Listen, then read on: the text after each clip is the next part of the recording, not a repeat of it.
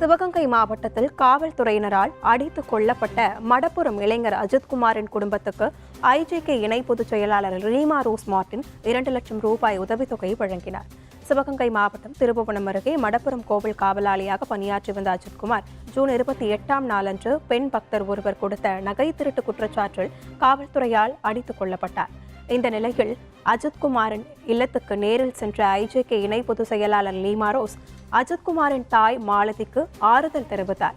பின்னர் 2 லட்சம் ரூபாய்க்கான காசோலையை அஜித்குமாரின் தாய் மாலதியிடம் வழங்கினார். நம்ம ஐஜேகே சார்பாக சிவகங்கை மாவட்டம், நம்ம மதுரை மாவட்டத்திலேருந்து எல்லாம் கோயம்புத்தூர் மாவட்டத்திலேருந்து வந்திருக்கிறோம். அஜித்குமார் விசாரணைக்கு கூட்டிகிட்டு போய் அங்கே இறந்துட்டாப்புல. இருந்தாலும் அவங்க அம்மாவை பார்த்து ஆறுதலாக ஒரு 2 lakhs 2 லட்சம் கொடுத்துட்டு ஆறுதலாக பேசிட்டு வந்திருக்கிறோம்.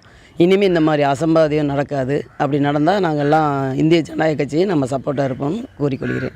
மடப்புரம் பகுதியில் போலீஸ் விசாரணையில் அடித்து கொல்லப்பட்ட அஜித்குமாரோடைய இல்லத்திற்கு இந்திய ஜனநாயக கட்சியின் இணை பொதுச் செயலாளர் அவர்கள் சென்ற முறை நாங்கள் வரும்போது அவருடைய தாயாரிடம் தொலைபேசி தொடர்பு கொண்டு ஆதரவு தெரிவித்தார்.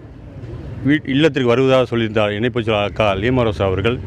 இன்று அவர் இல்லத்திற்கு உதவித்தொகையாக 2 லட்சத்தை அஜித்குமார் அவருடைய தாயாரிடம் வழங்கினார். அஜித்குமாரோடைய சகோதரருக்கு அரசு வேலை தருவதாக அரசாங்கம் அறிவித்தது.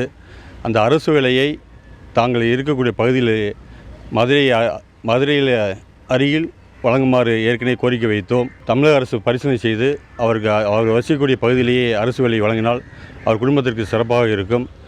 இனிமேல் இப்படி ஒரு அசம்பாவிதம் நடக்காமல் இருக்க தமிழக அரசு கவனமாக இருக்க வேண்டும். இதுவே முதலும் கடைசியாக இருக்க வேண்டும் என்று கேட்டுக்கொள்கிறோம். இந்த ஊரில் கோவில் காவலாளியாக பணிபுரிந்த தம்பி அஜித்குமார் அவர்கள் போலீஸ் விசாரணையில் கொல்லப்பட்ட நிலையில் அவர்களது குடும்பத்திற்கு ஆதரவு தெரிவிக்கும் விதமாக எங்களது இணை பொதுச் செயலாளர் அவர்கள் ரூபாய் 2 லட்சம் என்று அவர்களுக்கு உதவித்தொகையாக வழங்குவதற்காக வந்திருக்கிறார்கள்.